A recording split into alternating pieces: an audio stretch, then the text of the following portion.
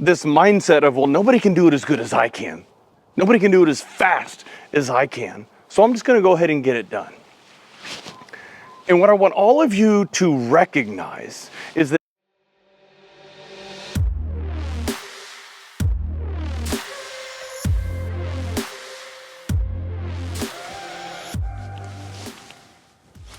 so over the past few days, we were actually hosting a Leadership Edge workshop. And we talked about a number of different topics as it pertains to leadership and building and scaling your business. One of those was delegation.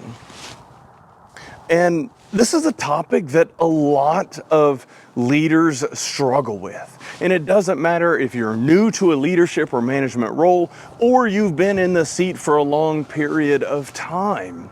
Delegation can be tough. Now, why is that? Well, the first thing that comes to mind is trust. And this mindset of, well, nobody can do it as good as I can.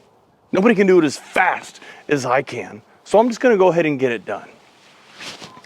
And what I want all of you to recognize is that every time you take it on and do it yourself, you are slowing yourself down, you are bogging yourself down, and you are depriving the people on your team of the opportunity to grow.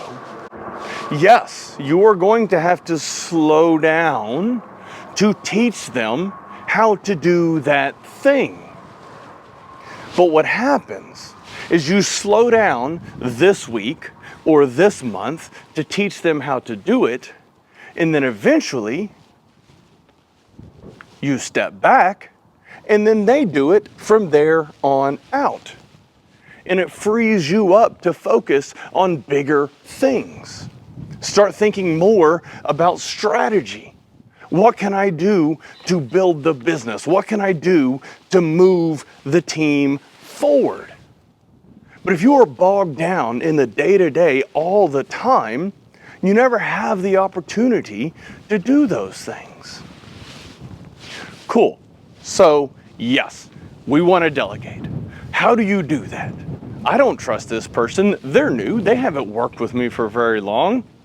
First thing that I want you to do is make sure that you are clearly articulating your thoughts and the instructions on how to do the task or project. You take the time, have a conversation with them, and be very clear and concise. And you walk them through it. And then maybe you actually have them do it in front of you. Once you're comfortable with their ability to execute, then you give them the opportunity to execute. You step back, watch, observe, check in occasionally, make sure that they know you are there to support them, but let them do their thing. When you do that, they are going to execute. And there may be a few times when they fumble. That's when you as a leader step in, pick them up, dust them off, say, what did we learn? How do we prevent that from occurring again in the future? Cool. Go make it happen. Clearly articulate the thoughts.